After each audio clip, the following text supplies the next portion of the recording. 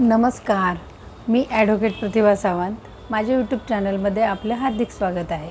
तर आजचा जो व्हिडिओ बनवणार आहे आपण तर सिव्हिल प्रोसिजर कोडवर आहे. साक्षीदार समजा कोर्टात येऊन साक्ष देऊ शकत नसेल तर त्याबाबत काय प्रोव्हिजन आहे, किंवा एखाद्या केसमध्ये साक्षीदार अतिशय महत्त्वाचा आहे पण त्याच्या काही पर्सनल प्रॉब्लेममुळे तो कोर्टात येऊ शकत नाही आहे, तर अशा वेळेला काय प्रोसिजर आहे याबद्दलचा आजचा व्हिडिओ आपण बनवणार आहे. आत्ताचा व्हिडिओ अतिशय महत्त्वाचा आहे.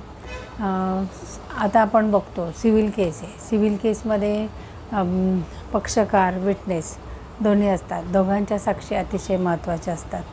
नंतर पक्षकारांच्या ज्या साक्षी आहेत त्याही महत्त्वाच्या असतात, साक्षीदारांच्या साक्षी अतिशय महत्त्वाच्या असतात. परंतु कधी कधी असं असतं की एखाद्या व्यक्तीचा अपंग आहे, कधी ॲक्सिडेंट झालेला आहे, किंवा एखादा वयस्कर आहे, बेडरिडन आहे, तर असा महत्त्वाचा साक्षीदार कधी कधी तो कोर्टात येऊ शकत नाही.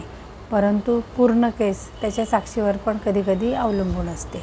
मग आता याच्या वेळेला कोर्ट काय करू शकतं, किंवा CPCमध्ये काय तरतूद आहे, सिव्हिल प्रोसिजर कोडमध्ये काय तरतूद आहे. तर कुठलाही केस चालू असेल तर साक्षीदार आहेत किंवा पक्षकार असतात यांच्या मुख्य तपासणी घेतली जाते, आणि विरुद्ध पक्षाचे जे वकील असतात ते त्याची उलट तपासणी घेतात. म्हणजेच दोघांचे मुख्य तपासणी आणि उलट तपासणी होते. तर याच्या वेळेला ते तिथं प्रत्यक्ष हजर असले पाहिजेत. मग आता असे समजा बेडरिडन आहे, अपंग आहे किंवा आजारी आहे, तर अशा व्यक्ती तिथं जर कोर्टात हजर राहू शकत नाही. मग अशा वेळेला काय करायचं, तर CPCमध्ये ऑर्डर 26 प्रमाणे कमिशन नेमण्याची त्याच्यात तरतूद आहे.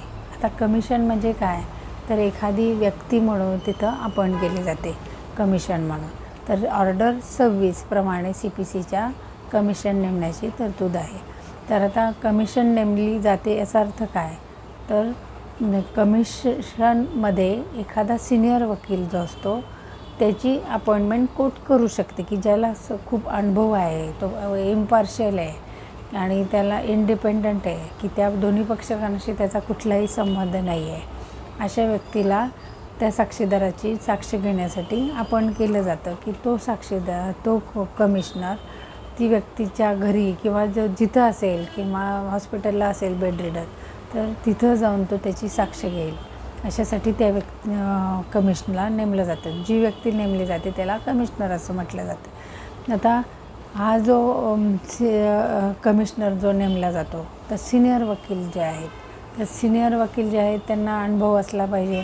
आता तेवढं नॉलेज असलं पाहिजे, त्या ज्या प्रकारची केस आहे त्याच्यातलं नॉलेज असलं पाहिजे, आणि त्यांची सक्षम असला पाहिजे की जबाबाने हे नोंदवण्याचे आहे. तर अशा वकिलाला कमिशनर म्हणून नेमलं जातं.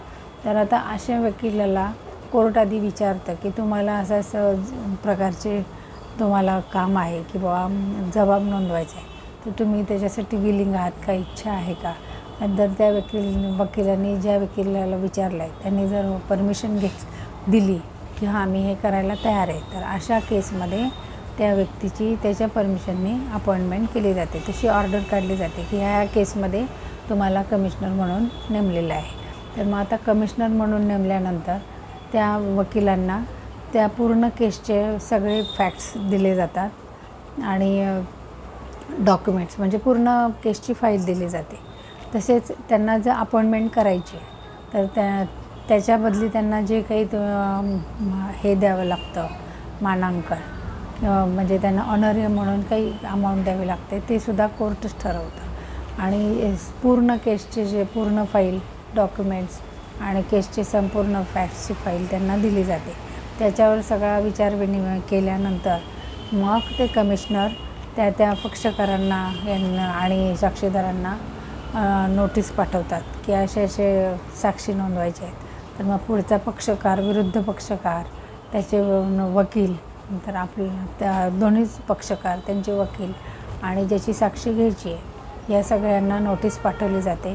त्यांच्या सल्ल्याने तारीख आणि डेट फिक्स केली जाते, आणि मग त्या तारखेला ते सगळे तिथे येतात त्या ठरलेल्या जागेवर, आणि मग त्या साक्षीदाराचा जबाब नोंदवला जातो. तर अशा प्रकारे जर एखादा साक्षीदार कोर्टात येऊ शकत नसेल तर कमिशनर नेमायची तरतूद ऑर्डर 26मध्ये दिलेली आहे. आणि अशा प्रकारे त्याचा जबाब नोंदवला जातो आणि तो नोंदवलेला जबाब आहे तो कोर्टाला सील करून दिला जातो. तर तुम्हाला हे लेक्चर आवडलं असेल तर तुम्ही शेअर करा, लाईक करा आणि सबस्क्राईब करा. धन्यवाद.